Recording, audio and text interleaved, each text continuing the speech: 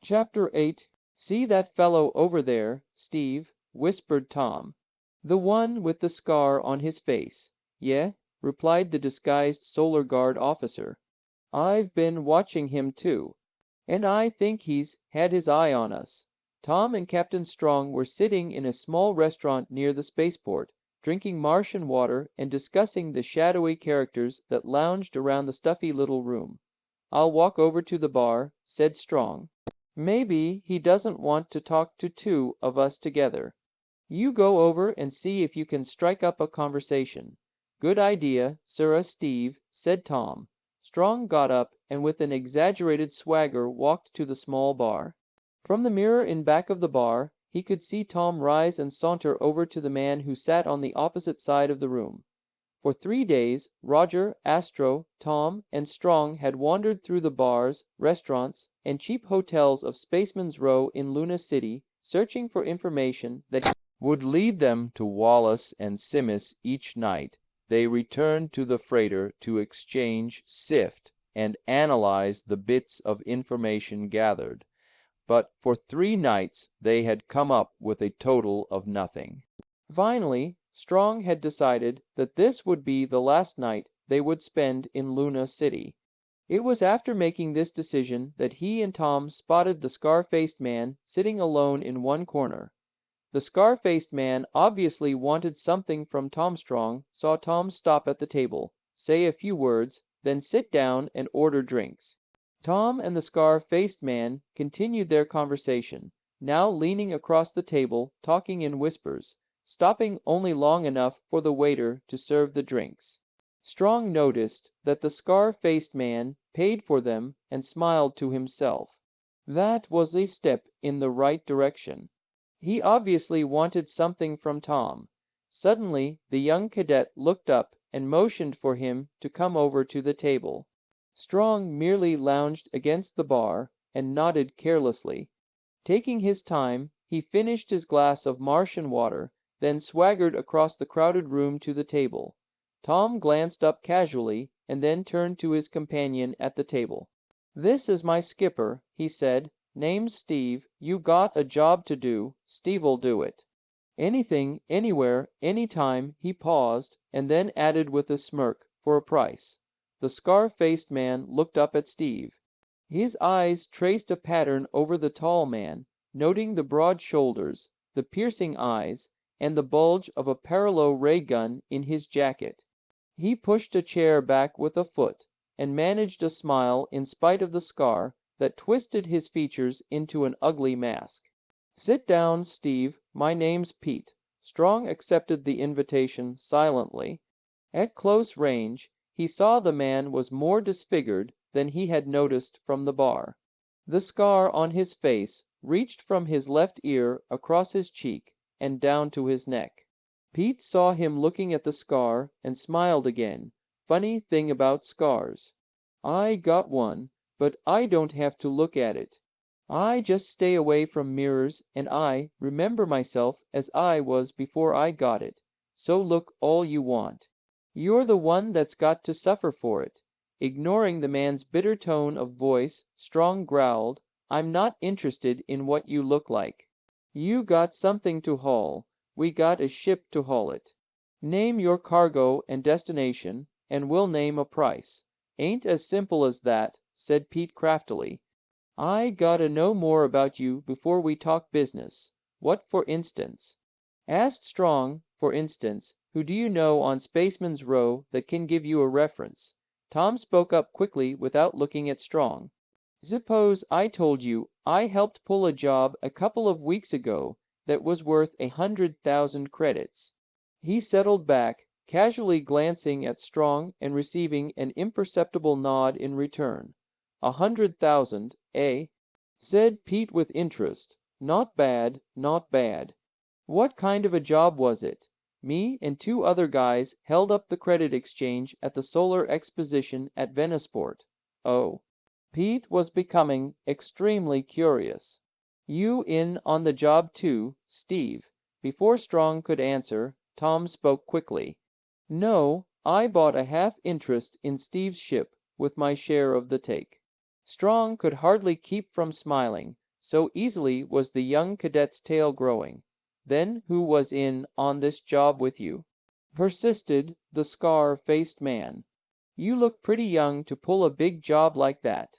Tom glanced around the room and then leaned over the table before whispering, "Gus Wallace and Luther Simms." "What?" exclaimed Pete.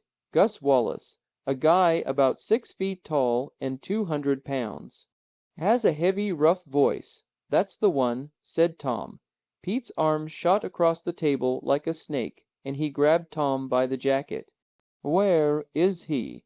he asked through clenched teeth. No sooner had Pete touched Tom than Strong had his paralo ray gun leveled at the scar-faced man. "Take your hands off him," he said coldly, "or I'll freeze you right where you are." Pete relaxed his grip and settled back into his chair. He glared at Tom and then at Strong. "All right," snapped Strong. "Now you talk." Pete didn't say anything. Strong inched closer to the scar-faced man menacingly.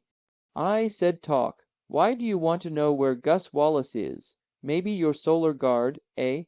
Trying to play a little trick on us."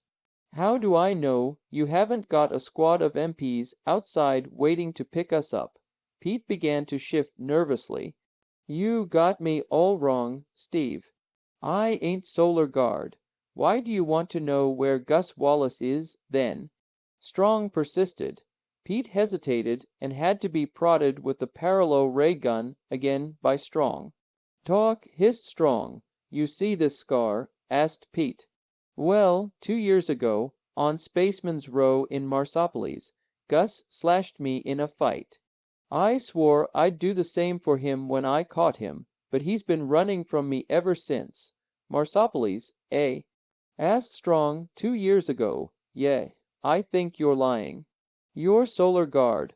"Honest, Steve," whined Pete. "That's the only reason I want him. Ask anybody. It happened in the Space Lanes bar on New Denver Avenue. I bet there are 5 guys here right now who heard about it." Strong got up, pushing the gun back in his belt. "Come on, Tom. I don't like the way your friend Pete answers questions. Wait a minute." Pete rose from his chair, protesting. Strong whirled around and faced the scar-faced man. "If I were you, Pete," he muttered, "I'd sit still and not ask any more questions. It isn't healthy." Without another word, Strong walked out of the dingy restaurant. Tom shrugged his shoulders in a helpless gesture and followed, leaving Pete alone and worried. Outside in the street, his face bathed in the garish light of the Vapor Street lights, Strong stopped to wipe his forehead. "Phew," he gasped, "we certainly bulled our way through that one." "I felt the same way," said Tom. "But at least we have something to go on. You think he was suspicious. No, Tom. He was so scared when I accused him of being tied up with the Solar Guard, it threw him completely off stride." "Well, where do we go from here?" asked Tom. "Back to the ship," replied Strong. "And as soon as Astro and Roger show up, we blast off for Marsopolis.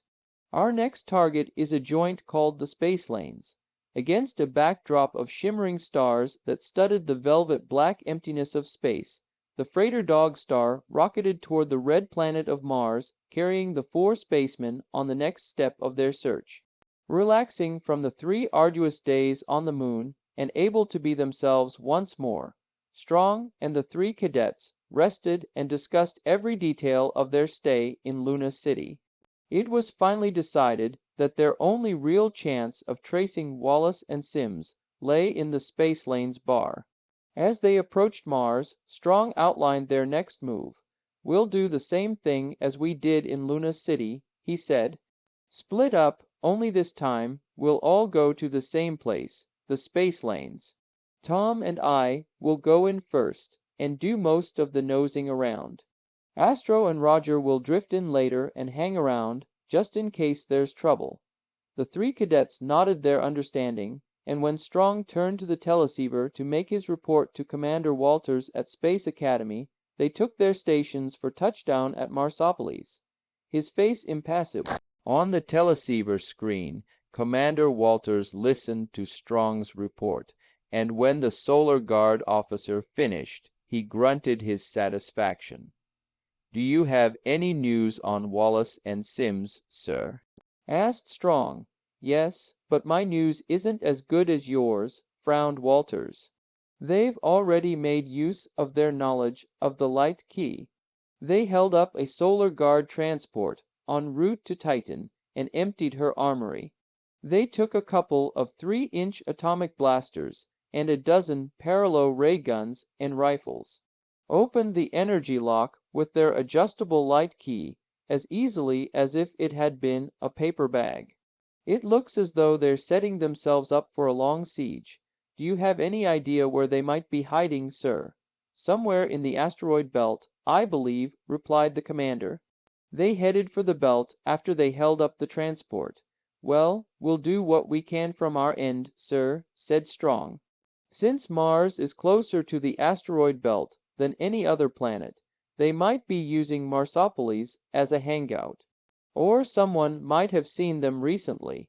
Use whatever plan you think best, Steve." "I'm counting on you." "Thank you, sir. Spaceman's luck." "End transmission." "End transmission," replied Strong and flipped off the screen. 15 minutes later, the Dog Star settled on a blast-scorched ramp at the Marsopolis spaceport, and after a hasty review of their plans, the 4 spacemen left the ship. Strong had a brief argument with a customs officer over a personal search for small armas. They were forced to leave their paralo ray guns on the ship. Disgruntled, as far as the customs agents were concerned, Strong was actually pleased with the success of their disguise as merchant spacemen. Tom and Strong found the Spacelane's bar in the roughest and darkest section of Marsopolis. It was large and almost empty, but Tom noted that it was just like many other such places he had been in Luna City. The walls were scarred and dirty, the floor littered, and the tables and chairs looking as if they had been used in 100 fights. Behind a bar that ran the length of one wall, a heavy-set man with beady black eyes watched their approach. "What's your pleasure, spaceman?" asked the bartender in a gruff voice. Strong hesitated a moment and decided to play all his cards at one turn. "We'll have 1,000 credits worth of information." The barman's eyes narrowed into black slits. "What kind of information would bring that kind of a price?" "He asked information about a man," said Strong. "What man?" asked the barman. "He dropped his hand out of sight behind the bar." Tom's eye caught the move, and he wished the customs men hadn't taken away their paralo ray guns. Just at that moment he heard Roger's unmistakable laugh, and turned to see the blonde cadet, followed by Astro, enter, cross the room, and slap the bar for service. "Let me take care of these two," muttered the bartender, and walked down to the end of the bar. Facing Roger and Astro, he snarled, "What'll it be?" "Couple of bottles of Martian water," drawled Roger. "Get out of here," roared the bartender. "We don't sell kids' drinks in here." "2 bottles of Martian water," growled Astro, and leaned over the bar threateningly. Strong and Tom watched the performance with amused eyes. Without a word, the barman opened the bottles of Martian water and gave them to Roger and Astro. He turned back to Strong. "These young rocket heads think they're so blasted tough," he sneered, "and then drink kids' soda pop." Strong looked at Roger and Astro. "That fellow on the right," indicating Astro's size, "looks like he could be a little more than a child if he got mad." The barman snorted and leaned over the bar. "What about that 1,000 credits?" he asked. "What about it?" countered Strong. "That's a lot of money just for information," said the barman. "It's my money," replied Strong coolly, "and my business." "What kind of information you interested in?" asked the bartender. "I told you, information about a man," said Strong. "Gus Wallace. Happen to know him." Strong pulled a roll of crisp credit notes out of his jacket pocket. The barman looked at them greedily. "Maybe. Whatcha want with him?" "He asked. He knifed a friend of ours in here 2 years ago." "Yeh," drawled the barman. "Who?" Pete answered Strong. suddenly realizing he didn't know the scar-faced man's last name. Pete?